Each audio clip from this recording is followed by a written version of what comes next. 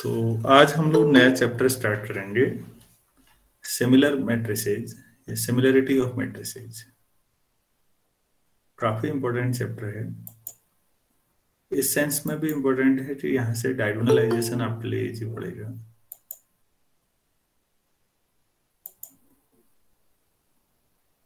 तो चलिए हम शुरू करते हैं। पहले समझते हैं सरल सी डेफिनेशन कि आखिर दो मैट्रिक्स सिमिलर हैं, इसका क्या मतलब है। कुछ लोग जानते भी होंगे, पहले भी इस पे बात हुई है। तो सबसे पहले चैप्टर का नाम डाल देते हैं, सिमिलरिटी ऑफ मैट्रिसेस।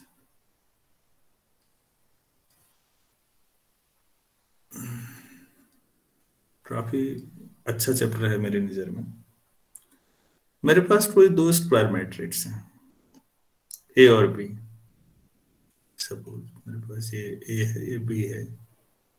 तो बी ए के सिमिलर होगा अगर आपको एक singular matrix, non singular matrix मतलब इन्वर्टिबल मैट्रिक्स पी ऐसा मिल जाए कि P inverse A P B के बराबर हो।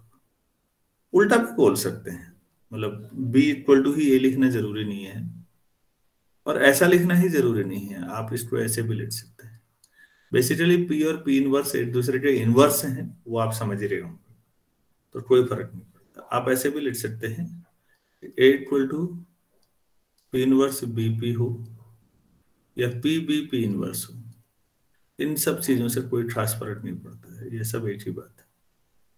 क्योंकि हम अभी प्रूफ करेंगे कि ये सिमिलरिटी जो रिलेशनशिप है, इक्विवेलेंस रिलेशन है, रिफ्लेक्सिव, सिमेट्रिक, ट्रांजिटिव, तीनों है। अब जब सिमेट्री है तो बी को ऐसे लिखो या ए को ऐसे लिखो, क्या फर्क पड़ता है। तो पहली बात तो यह है, ध्यान से समझिए कि दो मैट्रिसेज सिमिलर कब माने जाते हैं। ए और बी आपके पास सेम ऑर्डर के दो मैट्रिक्स हैं, स्क्वायर मैट्रिक्स। तो आपको एक तीसरा मिलेगा पी जो इन्वर्टिबल होगा, जो P inverse A P B के बराबर हो या P inverse B P A के बराबर हो। तब आप कहते हैं कि ए और बी सिमिलर है। अच्छा, तो हम यहाँ ये बात भी करेंगे कि ये जो पी की बात, हम नए की बात कर रहे हैं, आखिर इसे ढूंढेंगे कैसे, ये पी मिलेगा कैसे। पी ढूंढना ही सबसे मेन काम है। और यहीं से फिर हम लोग किसी मैट्रिक्स को, क्या हम कोई मैट्रिक्स ऐसा हो सकता है कि वो किसी डायगोनल मैट्रिक्स के सिमिलर हो। तो अगर ऐसा हो गया तो बहुत ही अच्छी बात है। तो तब आपके लिए डायगोनलाइजेशन जो है प्रोसेस सबसे महत्वपूर्ण चीजों में से एक है। तो हम इस थ्योरी पे धीरे धीरे बढ़ेंगे। सबसे पहले सिमिलर मैट्रिसेस की हम डेफिनेशन, मैं आपको जो समझाई वो लिखा भी देता हूँ। तो मैं मान लेता हूं, suppose A and B, B square matrix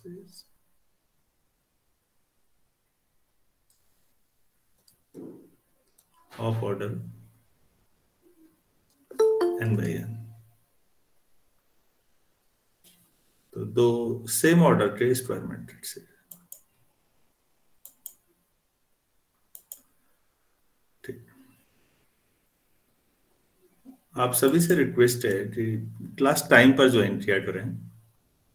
तो लिखने में वैसी दिक्कत आ रही है इस बोर्ड में, और ऊपर से आप लोग बार बार मुझे पीछे पहुंचा दे रहे हैं।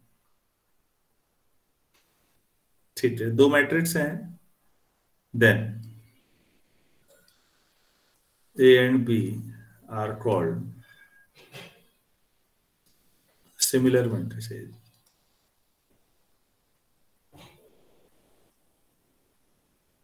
if there exists a non-singular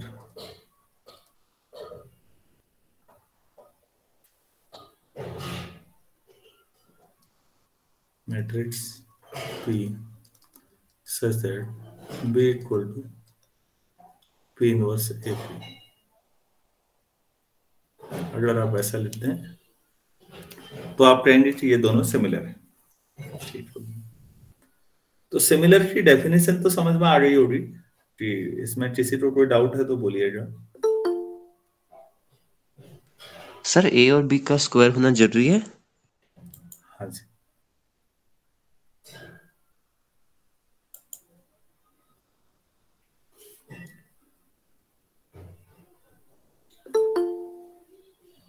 actually हम आइडेंट वैल्यू पे बात करते हैं, फिर सिमिलर हैं तो इनके, आप में से आज बहुत सारे बच्चे हैं जो क्लास काफी लेट ज्वाइन कर रहे हैं। आप सभी से रिक्वेस्ट है कि 7:30 का मतलब 7:30 ही बजे होता है, 7:35, 7:38 ऐसे अच्छी बात नहीं है। मत करिए डिस्टर्ब बार बार ऐसे, टाइम पर जोड़ना सीखिए प्लीज। हाँ करते। एक्चुअली आइडेंट वैल्यूज निकालनी है ना इसके बाद ए और बी की। Yes sir. आइडेंट वैल्यूज के लिए फिर ए माइनस लैम्डा आई डिटर्मिनेंट जब बनाएंगे वो स्क्वायर होना जरूरी है ना। अभी हम जैसे एक यस थ्योरम सर। करते हैं या पहले भी बात हुई थी, जो सिमिलर मैट्रिसेज हैं तो उनके आइडेंट वैल्यू सेम आएंगी। क्या मैं ओके सर। समझा था? Yes sir. ठीक। चलिए फिर हम एक थ्योरम आती है कि जो सिमिलरिटी का रिलेशन है वो इक्विवेलेंस रिलेशन बनाता है। क्या इस पे बात हो गई थी? पहले भी कुछ किया था ऐसा। Yes sir. Similarity is an equivalence relation, ये भी हो गया है।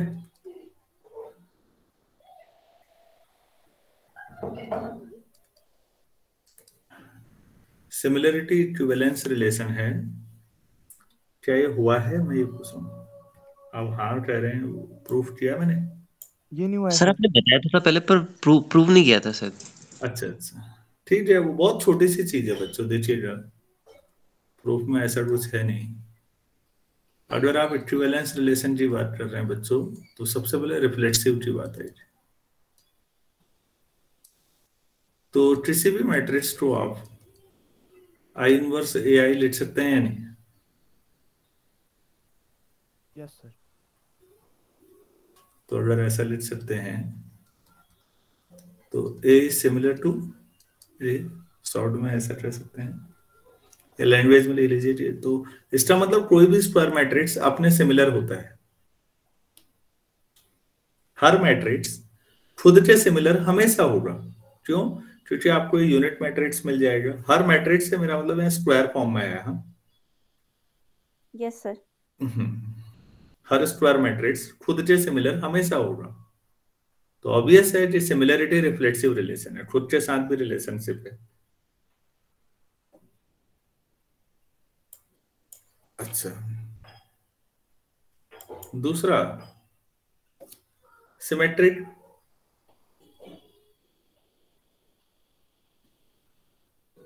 सिमेट्री होगी या नहीं?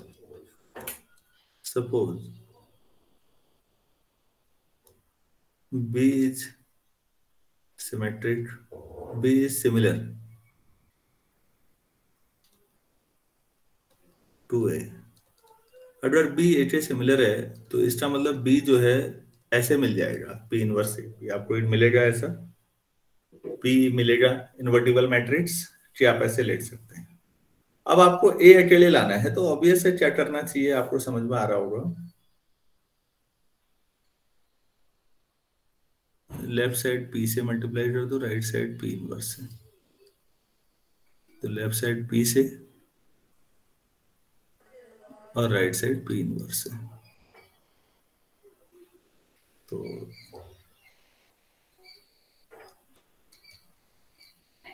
क्या मैं इसे पी इनवर्स का इनवर्स लिख सकता हूं? Yes sir. और यहाँ एसोसिएटिविटी है मैट्रिक्स मल्टीप्लिकेशन में, तो उस लॉजिक से आप ऐसा लिख सकते हैं।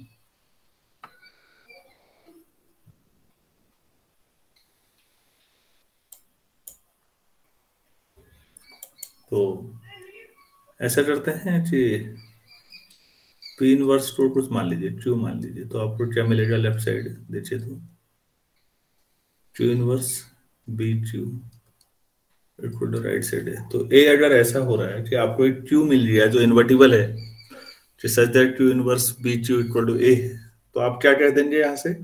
जब पहली लाइन में आपने लिखा बी सिमिलर टू ए, तो आप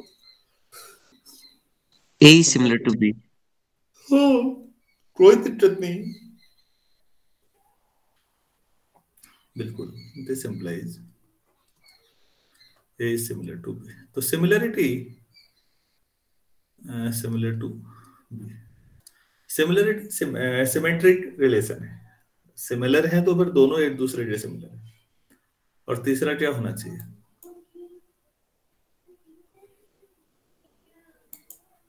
ट्रांजिटिविटी।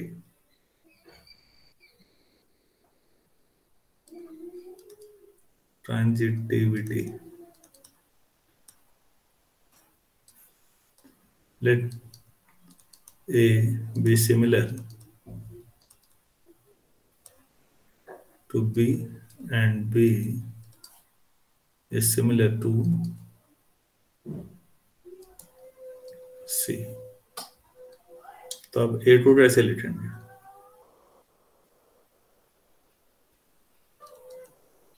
P इनवर्स BP और B equal to Q inverse C2, ऐसा लिख सकते हैं? Yes sir. Yes sir. ठीक हो गया। तो अब B की वैल्यू आप उठा के यहां से B उठा के यहां रख दीजिए, तो A इक्वल टू आ जाएगा P इनवर्स B की जो Q inverse C2 P, P inverse Q inverse एक साथ C और QP। आप इसको कैसे लिख सकते हैं?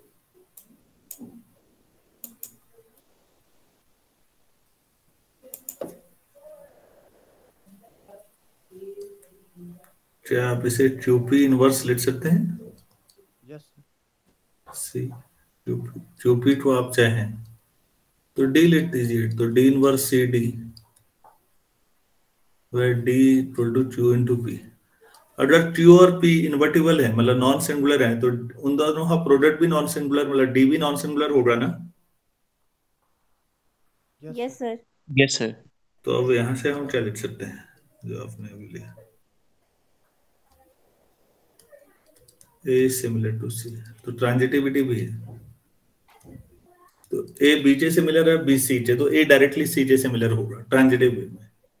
तो ये इक्विवेलेंस रिलेशन होगा, और इक्विवेलेंस रिलेशनशिप बच्चों जहां भी होती है वहां पार्टीशनिंग हो जाती है। मतलब सारे सिमिलर A अगर है, कोई मैट्रिक्स, मैंने स्क्वायर मैट्रिक्स ले लिया A, ठीक है, तो n बाई n ऑर्डर का, तो दुनिया में जितने भी A के सिमिलर होंगे मैट्रिसेस, वो एक क्लास हो गई पूरी।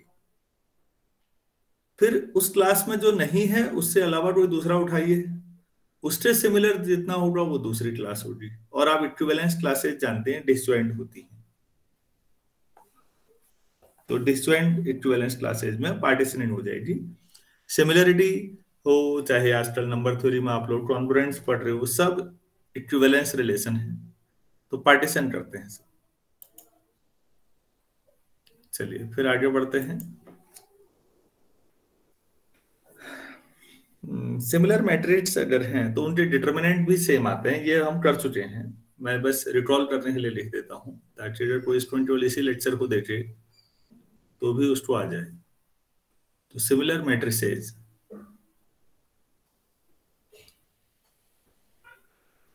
हैव सेम डिटर्मिनेंट, उनके डिटर्मिनेंट की वैल्यू सेम आती है। तो मेरे ख्याल से इसमें कुछ है नहीं, 2 लाइन का प्रूफ है।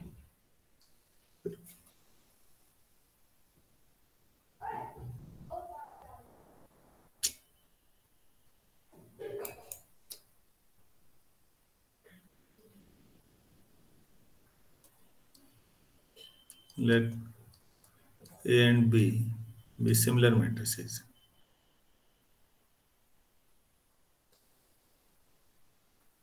then there exists a non-singular matrix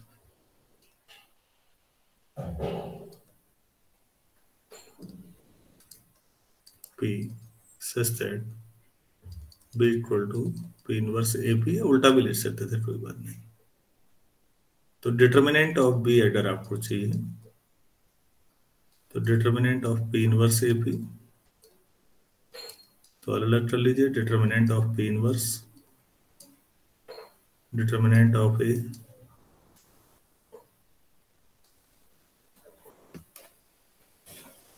cursor and time पर स्टार्ट हो जाता है इसमें बोर्ड में।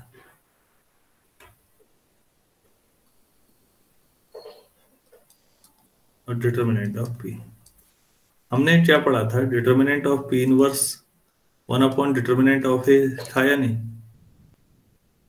Yes sir. Determinant of P मतलब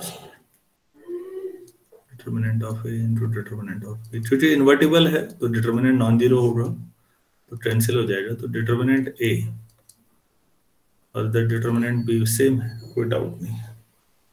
तो दो मैट्रिक्स हैं तो फिर उनके डिटर्मिनेंट सेम, ठीक होगा। नेक्स्ट जो था, अगर डिटर्मिनेंट सेम होंगे तो क्या आइगन वैल्यू भी सेम होंगी?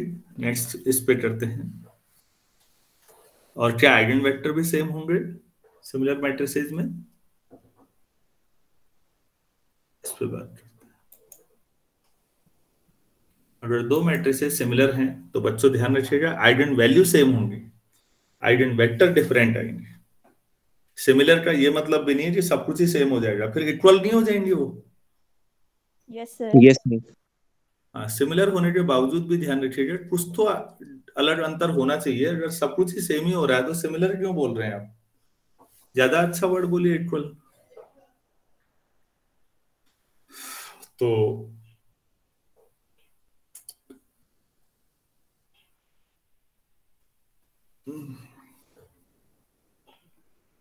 Similar matrices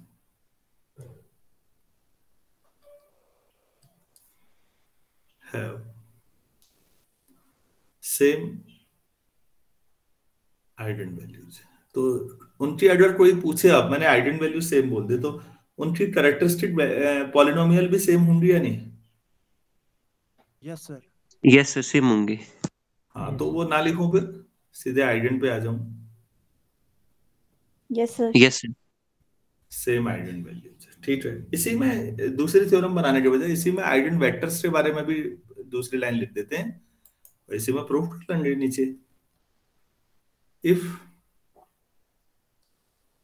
x is an eigenvector of A corresponding to eigenvalue lambda corresponding to eigenvalue lambda, अगर lambda के corresponding eigenvector x है, ये है, then तो बच्चों p इनवर्स x, ये ध्यान रखिएगा, इज एन आइगन वेक्टर। वही p निकालना ही मेन है, बार बार आप समझ रहे होंगे। Eigen vector of p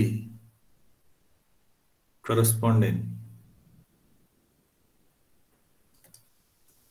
to eigenvalue lambda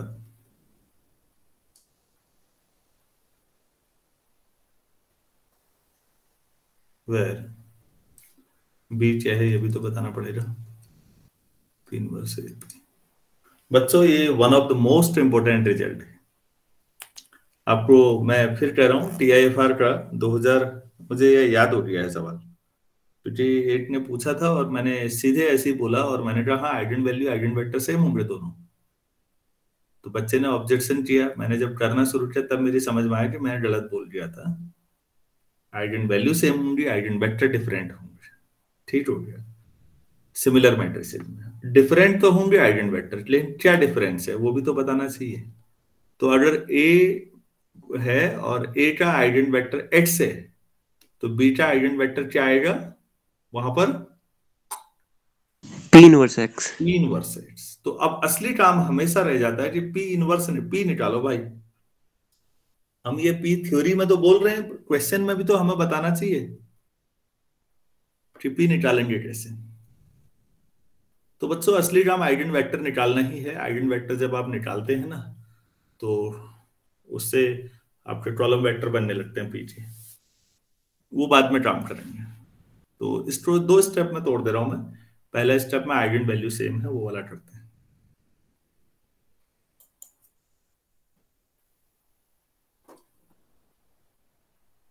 proof में स्टेप 1,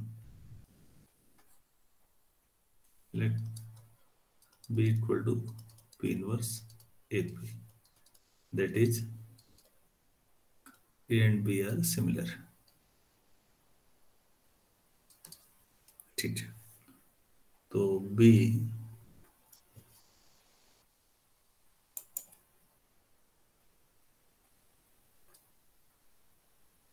माइनस लैम्डा ए, तो P हो जाएगा P inverse AP minus lambda A. P inverse AP ठीक है, मैं इस तरह से लिख देता हूं, ठीक, लैम्डा तो ठीक है, P इनवर्स IP ऐसा लिख सकते हैं। तो P इनवर्स लेफ्ट साइड से कॉमन ले लीजिए और राइट साइड से P कॉमन ले लीजिए, ये आपके पास P आ गया। तो फिर डिटर्मिनेंट ले लेते हैं दोनों साइड, मेरे ख्याल से समझ में आ गया होगा आप लोगों को। Yes sir. डिटर्मिनेंट P लेंगे तो यहाँ पर determinant of P inverse, determinant of पहले भी हो चुका है, और डिटर्मिनेंट ऑफ P, फिर वही बात आई है, दोनों कैंसिल, अरे यार क्या कैंसिल करना था, ये कैंसिल। तो यहाँ से डिटर्मिनेंट ऑफ B वही आएगा जो determinant of A minus lambda, नहीं B नहीं, B माइनस लैम्डा आई था लेफ्ट, आप करेक्ट कर लीजिए। लेफ्ट साइड में भी determinant of B minus lambda I उतना ही होगा जितना determinant A minus lambda I, तो दोनों की सेम कैरेक्टरिस्टिक पॉलिनोमियल बनेगी और दोनों का सेम क्या बन जाएगा, आइगन वैल्यूज। Eigen values. तो यहां तक क्लियर है? Yes, sir. चलिए यस सर। ठीक हो गया। अब हम स्टेप 2 करते हैं कि आइगन वेक्टर्स की रिलेशनशिप निकालते हैं बच्चों कि सिमिलर मैट्रिसेस में, ये हमारा स्टेप 2 होगा।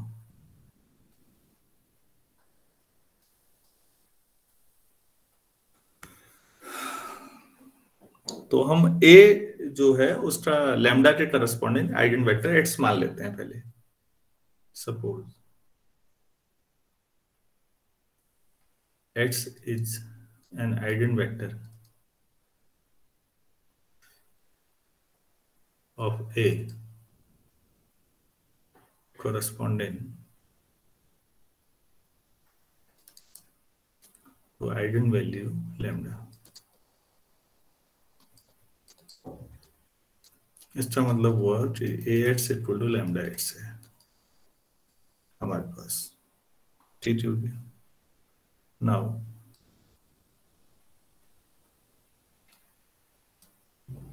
कर्सर नहीं दिखता मुझे, तब ये दिक्कत आती है। B का हमें प्रूव करना है कि P inverse X eigen vector है। चलो तो B into P inverse X को मैं अगर lambda into P inverse X ले आऊं तो हो जाएगा? Yes, sir. मैं B चीजें क्या लिख सकता हूं बच्चों? P इनवर्स AP सिमिलर है ना? Yes, sir. Yes sir. Inverse X। तो अब आप बताइए एसोसिएटिविटी से P inverse A P inverse X, P inverse X, P inverse identity हो जाएगा। तो ये आ जाएगा आपके पास P इनवर्स इंटू AX, तो P inverse into lambda X, lambda times P inverse X। तो देख लीजिए B times P inverse X बराबर lambda times P inverse X आ गया, तो लिख लीजिए।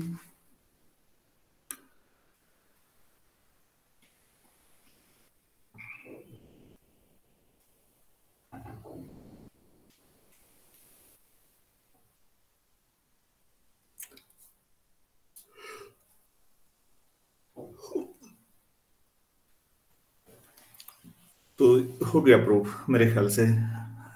तो मैं फिर कह रहा हूं ये बहुत महत्वपूर्ण रिजल्ट है, अगर ये थ्योरी क्लियर रहती है तो न्यूमेरिकल्स में दिक्कत नहीं आनी चाहिए। आगे बढ़े? Yes, sir. Yes sir. बच्चों एक छोटा सा सवाल पूछ रहा हूं मैं आप लोगों से मेरे पास कोई, अरे 1 0 0 0 3 0 0 7 0, ये डायगोनल मैट्रिक्स है। इस डायगोनल मैट्रिक्स 0 0 7 करना चाहिए। हेलो,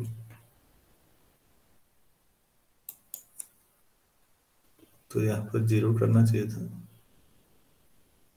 और ये 7 था। तीसरा डायगोनल एलिमेंट मैंने 1 3 7 ले लिए, बाकी 0 कर लिए। डायगोनल मैट्रिक्स हो गया। Yes, sir. अगर Yes, आपसे sir. मैं इसके आइगन वैल्यू पूछूं तो क्या आएंगी? 11. आइगन वैल्यू मतलब ये Sir, ए 11. मैट्रिक्स है, ए माइनस लैम्डा आई, डिटर्मिनेंट 0 करिए तो लैम्डा की वैल्यू 1 3 7 ही आएगी। Yes sir. तो अगर कोई डायगोनल मैट्रिक्स होता है आपके पास, आखिर मतलब सवाल ये उठता है कि डायगोनल मैट्रिक्स को इतनी इंपोर्टेंस क्यों मिल रही है, डायगोनलाइजेशन इतना महत्वपूर्ण चीज क्यों है? क्योंकि डायगोनल में बाकी तो सब 0 होते हैं, केवल डायगोनल ही है, और इतने से यस ही सर। पूरी इंफॉर्मेशन मैट्रिक्स के बारे में हम प्राप्त कर सकते हैं। तो भाई जब इतने से ही प्राप्त कर सकते हैं तो इतना सारा तामझाम क्यों, केवल डायगोनल पे फोकस करो। इसी वजह से डायगोनल की वैल्यू इसीलिए ज्यादा है कि हम डायगोनल को इतनी इंपॉर्टेंस देते हैं। तो अब मैं यहां पर से सवाल ये उठाता हूं, तो कोई मैट्रिक्स है ए मेरे पास, स्क्वायर मैट्रिक्स है, और वो किसी डायगोनल मैट्रिक्स के सिमिलर है। तो डायगोनल मैट्रिक्स के सिमिलर है तो दोनों के आइगन वैल्यू सेम होंगी। Yes, तो sir. लेकिन डायगोनल के आइगन वैल्यू तो डायगोनल एलिमेंट्स हैं, तो उस मैट्रिक्स के भी आइगन वैल्यू वही आ जाएंगी ना सीधे ही। तो Yes, ये, sir. हाँ मतलब अब आपको लगेगा ये तो ऑब्वियस है, तो लेकिन इसको एक रिजल्ट के तौर पर लिख लेते हैं। तो छोटे से कॉरोलरी समझ लीजिए, या नोट करके जो भी समझा आप इसको, कॉरोलरी जैसा, if A is similar to a diagonal matrix T,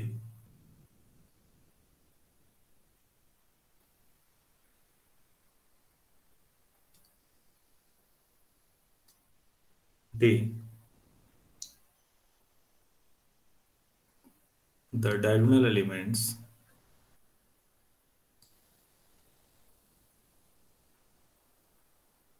of D are the eigenvalues of A।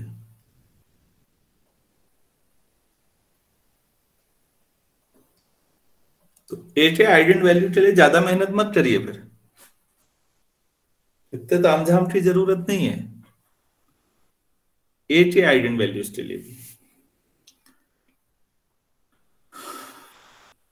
तो क्योंकि दोनों की इसमें कुछ लिखना है या हो जाएगा, समझ में आ गया है? बाकी स्टूडेंट्स भी बोलिए प्लीज, किसी को इसमें दिक्कत है तो मैं पूरा समझाता हूँ।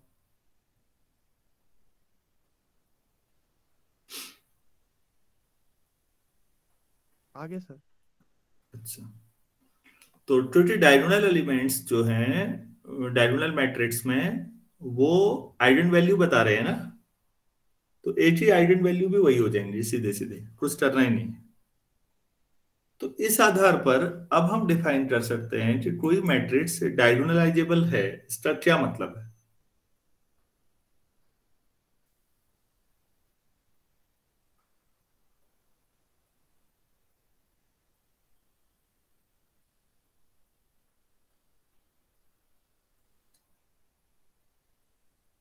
तो डायगोनलाइजेबल मैट्रिक्स,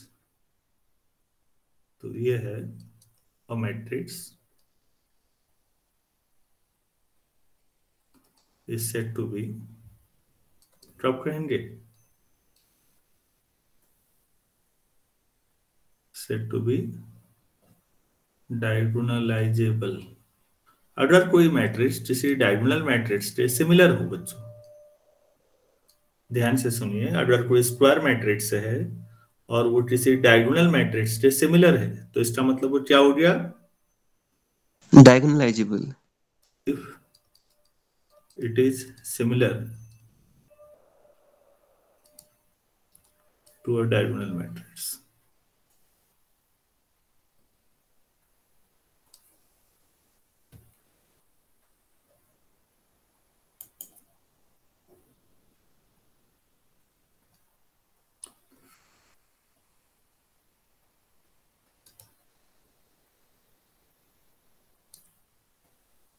तो अगर कोई मैट्रिक्स किसी डायगोनल मैट्रिक्स के सिमिलर हो तो आप उस मैट्रिक्स ए को डायगोनलाइजेबल बोल देंगे। तो डायगोनलाइजेबल होने के लिए आपको हमेशा सबसे बड़ी आपकी जरूरत वो इन्वर्टिबल मैट्रिक्स पी ढूंढना है। So we need to search और नॉन सिंगुलर कर देते हैं।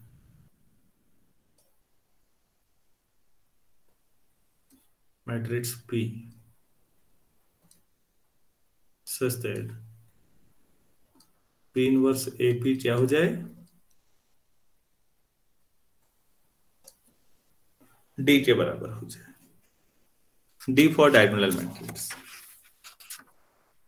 क्या ये समझ में आया? Yes sir. Yes sir.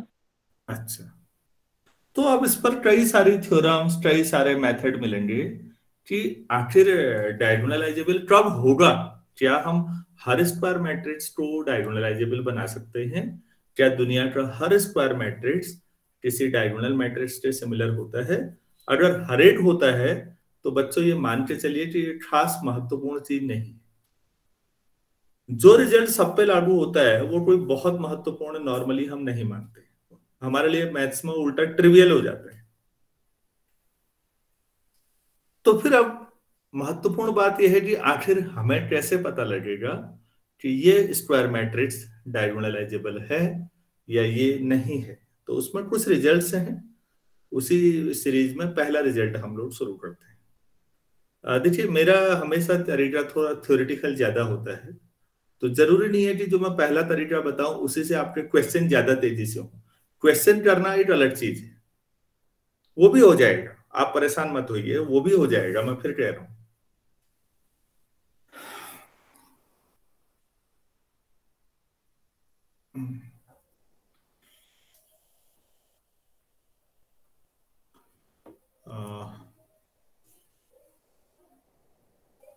आप लोग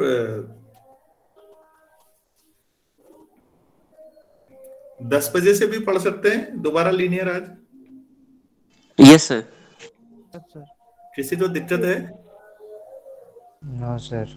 एक्चुअली मैं बच्चों कल और पढ़ाऊंगा सुबह बस, उसके बाद शायद मैं या तो 28 से शुरू करूंगा या 29 से, मैं बता दूंगा। तो काफी दिन की छुट्टी होने जा रही है। मैं चाह रहा हूँ इस चैप्टर में मैक्सिमम चीजें मैं बता दूंगा 1-2 दिन में, क्योंकि अगर आज 10 बजे भी मैं पढ़ा दूं तो 8 क्लास हो जाएगी। नेक्स्ट क्लास फिर कल सुबह भी होगी, 3 क्लास में हो जाएगा। नहीं तो देखते हैं दिन में कितना होता है, नहीं तो शाम के लिए भी कहेंगे। मैं चैप्टर पूरा करना चाह रहा हूँ जितना हो जाए। मेरे दिमाग में क्वाड्रेटिक फॉर्म बची हुई है नेक्स्ट, फिर डायगोनलाइजेशन के बाद।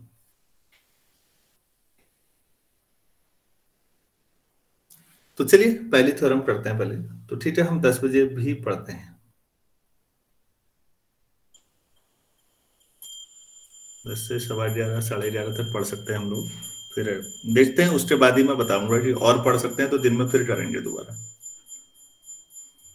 कोई दिक्कत तो नहीं हो रही है ऐसे पढ़ने में? No sir. No sir. No sir. अच्छा, तुम्हें तो नहीं हो रही भाई, जिसको है तो बता देना यार। ये मत सोचना कि ये लोग हाँ कह रहे हैं हम कैसे ना कहें। लोकतंत्र है और सबको बोलने का पूरा अधिकार है, वो दिख भी रहा होगा देश में तुम्हें। n by n matrix is diagonalizable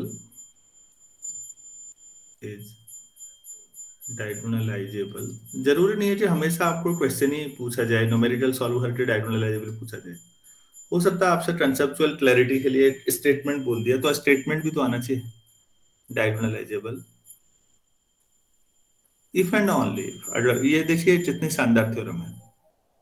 IAS mains में आई थी ये एक बार, काफी पहले, सन 2000 से पहले की बात बता रहा हूँ, वहां का मुझे याद है। An n by n matrix is diagonalizable if and only if, कहां से ले गया हमारा, इफ इट possesses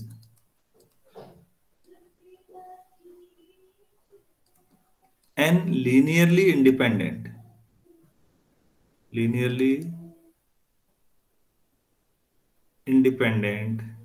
eigenvectors। अगर किसी मैट्रिक्स से, एक स्क्वायर मैट्रिक्स है बच्चों और n बाई n का है और उससे n linearly independent eigen vector आपको मिलते हैं, तो गारंटी है वो डायगोनलाइजेबल होगा। और अगर वो डायगोनलाइजेबल है कोई square matrix n by n order का, तो ये भी गारंटी है कि उसके n linearly independent eigen vector होंगे जरूर। दोनों तरफ से रिजल्ट सही है। चलिए देखते हैं कैसे कहा गया है। तो if and only if condition है, तो इफ पार्ट ये चलते हैं।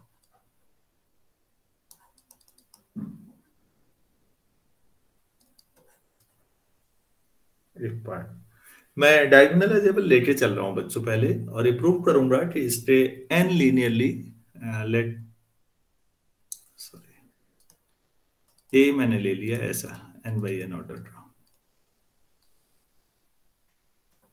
And A is diagonalisable. ये पहले तो बोलना सीख लेना है सब लोग जल्दी से, मैंने देखा कई बार बोलने में अनर्थ हो जाता है। डायगोनलाइजेबल, तो एक साथ डायगोनल बोलने पे फोकस करिए, स्पीड हल्का सा कम रखिए तो आप आराम से बोल जाएंगे। तो ए आपके पास एक स्क्वायर मैट्रिक्स है और डायगोनलाइजेबल है, ठीक। अगर ये डायगोनलाइजेबल है तो ये डायगोनल मैट्रिक्स से सिमिलर होगा ना? क्यों Yes, बच्चों? sir. Yes, sir. This implies A is similar, हमने डेफिनेशन ही ये लिखी है, similar to a diagonal matrix D equal to, हम ऐसे लिख देते हैं बच्चों,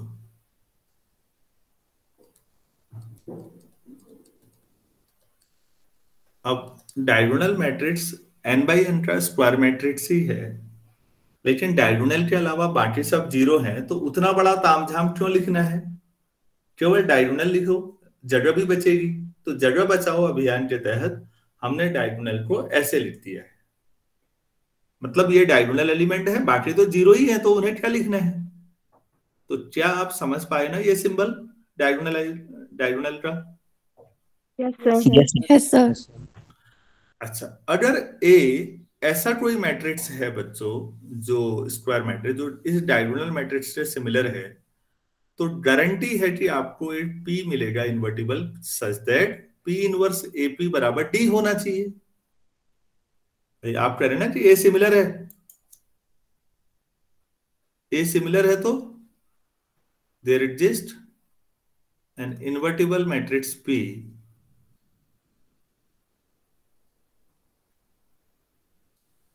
सच दैट पी इनवर्स एपी अगर करोगे तो वो डी के बराबर मिलेगा। ऐसा होगा या नहीं होगा, सोचो।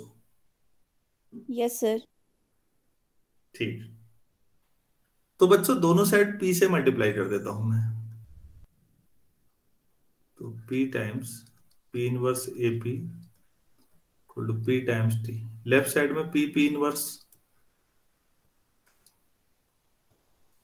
AP equal to P D, तो ये हो गया AP equal to P D. आप सभी लोग सहमत हैं यहां तक? Yes, sir. चलो ठीक है, इसको आगे बढ़ाते हैं। एक को तो हमें मालूम नहीं है, तो एक को तो हम रहने देते हैं, जो भी है।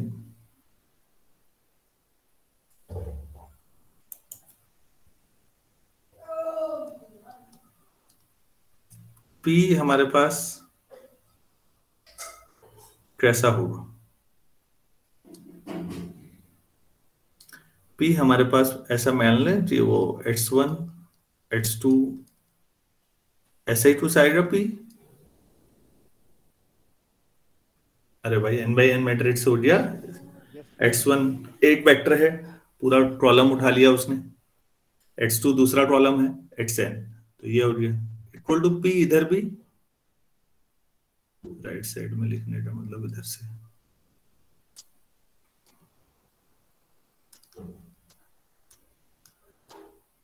और D आपके पास से डायगोनल है λ1 से लेके λn तक। ये ठीक है? Yes sir. Yes sir. अच्छा, तो बच्चों अब आप ये बताइए, A से मल्टीप्लाई किया अंदर, तो इधर आ गया AX1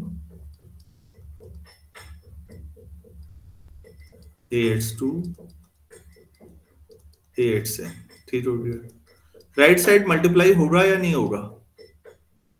क्योंकि पहला राइट साइड में है अभी इस समय 1/n, दूसरा है n/n, तो होगा मल्टीप्लाई या नहीं?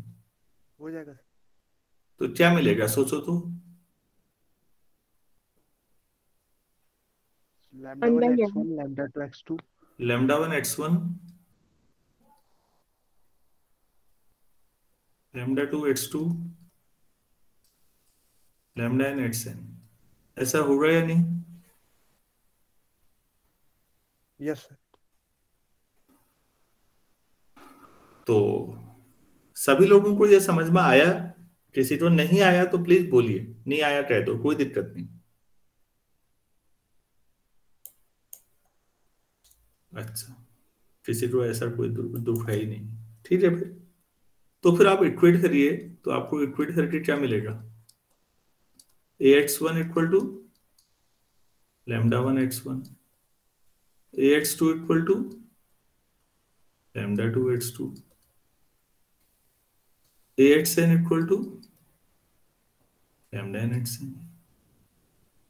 तो इसका क्या मतलब हुआ कि ये λ1 से लेके λn तक जो है are eigen vectors of,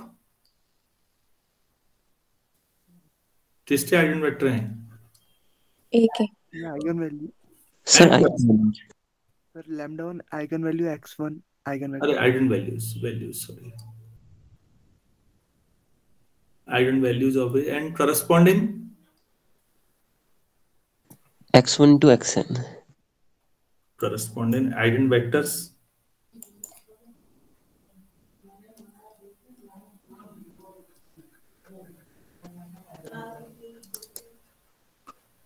eigen vectors भी x1 से लेके xn तक, ठीक है ना? Yes sir. तो P अगर इन्वर्टिबल था तो उसके जो वेक्टर्स हैं वो नॉन जीरो होंगे या नहीं? नॉन वेक्टर्स सारे, यस अरे भाई x1 x2 सब P के क्या है? कॉलम वेक्टर है ना? Yes sir. Yes sir. अगर एक भी वेक्टर जीरो हो गया तो पूरा कॉलम जीरो हो जाएगा। अगर कोई डिटर्मिनेंट का मैट्रिक्स का पूरा कॉलम जीरो हो तो डिटर्मिनेंट क्या आ जाएगा उसका? Singular zero. हाँ जीरो। तो आप तो कह रहे हैं कि P का इनवर्स एग्जिस्ट कर रहा है ना, P इनवर्स लिखा है आपने ऊपर, तो इसका मतलब सभी एक्स नॉन जीरो होंगे, गारंटी है ना? Yes sir. Yes sir. तो ये भी तो लिखना हुआ। तो मैं ये बात लिखा देता हूं आपको, आप लिखिए please. Since P is invertible, so each column vector xi will be non-zero.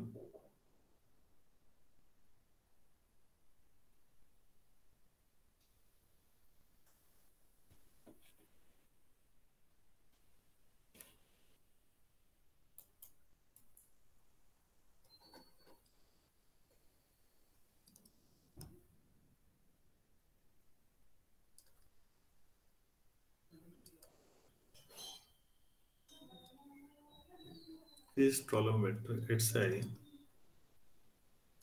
will be non-zero. Zero, तो सारे एच आई हमारे पास नॉन जीरो है।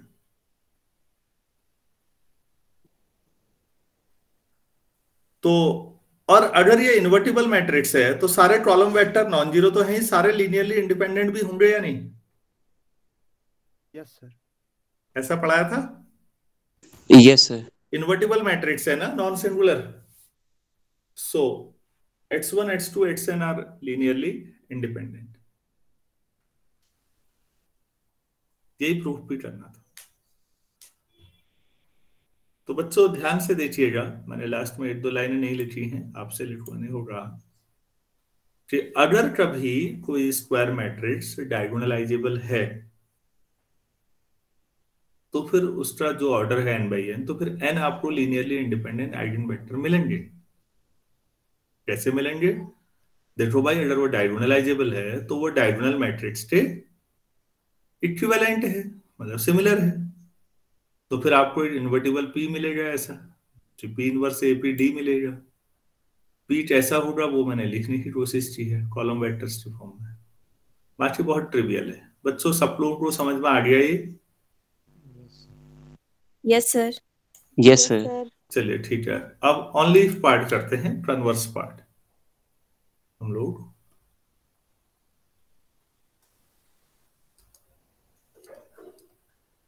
ओनली पार्ट, तो मान लेते हैं कि a n बाई n का है, let a equal to aij n by n such that, अरे यार कहाँ, a पजेज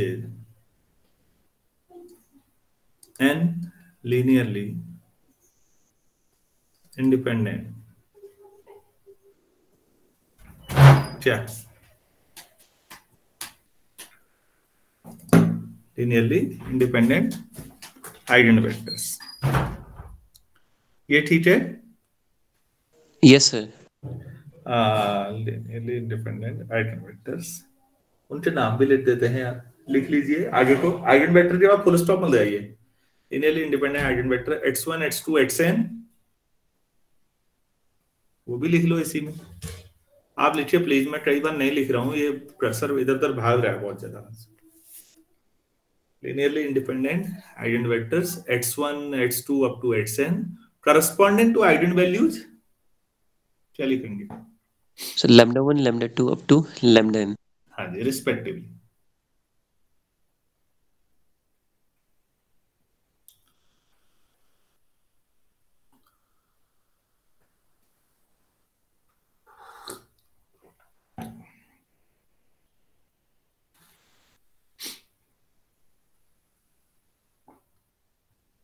सभी लोगों ने लिख लिया? Yes sir. Yes sir. अच्छा बच्चों, तो फिर ax1 बराबर क्या होना चाहिए वो भी लिखो। ax1 equal to lambda 1 x1, lambda 1 x1 ax2 lambda 2 x2 and so on axn lambda n xn। चाहो तो कोई इक्वेशन मान लो, कोई दिक्कत नहीं।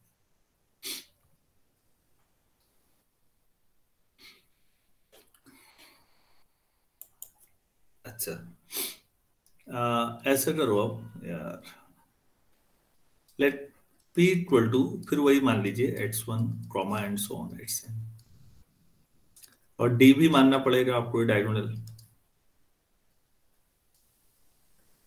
लैम्डा।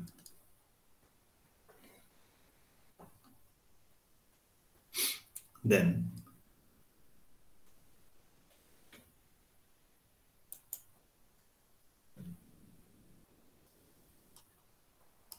AP मतलब A, P का मतलब x1 अप टू xn, अब मल्टीप्लाई कर दो तो ax1 से लेके axn, इनकी वैल्यू रखी जा सकती है lambda 1 x1 comma and so on lambda n xn।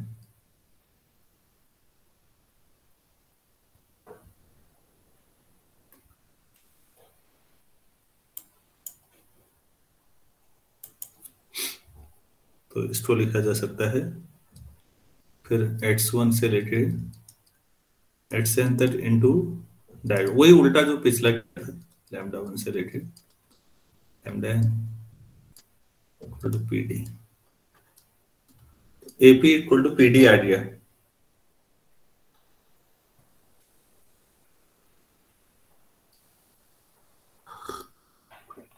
बच्चों आप लोगों को यहां तक समझ में आया या नहीं आया ये बताइए।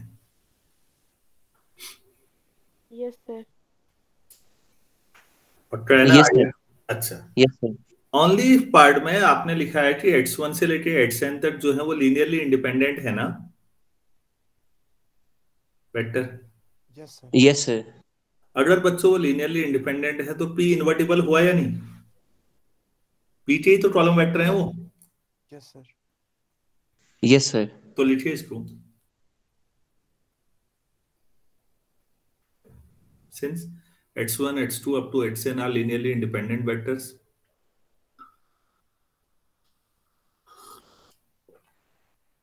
so p is invertible। ठीक है? Yes sir. तो बच्चों p इन्वर्टिबल है। अभी लास्ट में देखिए बोर्ड में सबसे नीचे वाली इक्वेशन आपके पास क्या है? AP equal to PD। pd है। अगर p इन्वर्टिबल है तो मैं लेफ्ट साइड में p इनवर्स से दोनों में मल्टीप्लाई कर सकता हूं? Yes sir. Yes sir. कर दीजिए।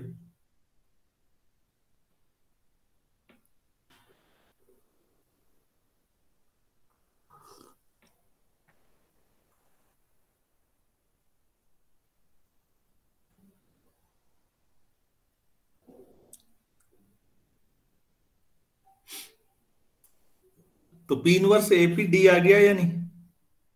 Yes sir. Yes yes sir. Sir. तो दिस इंप्लाइज, नीचे लिखे A is similar to a diagonal matrix D।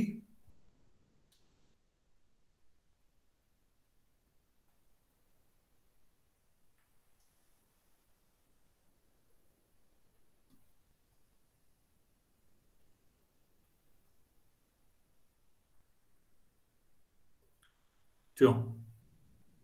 Yes sir. तो A is similar to diagonal matrix D का मतलब A is diagonalizable हुआ या नहीं? Yes sir. Yes sir. बस हो गया फिर।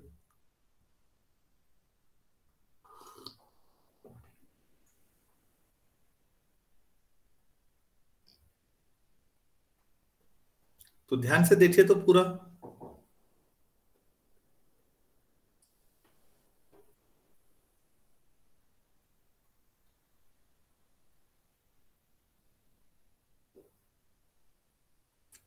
क्या आपको समझ में आ पाया? सभी लोगों को देखिए तो बहुत आसान था मेरे ख्याल से।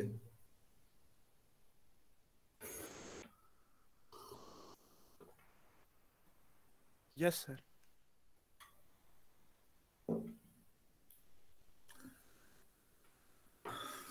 तो बच्चों पहला तरीका समझ में आया?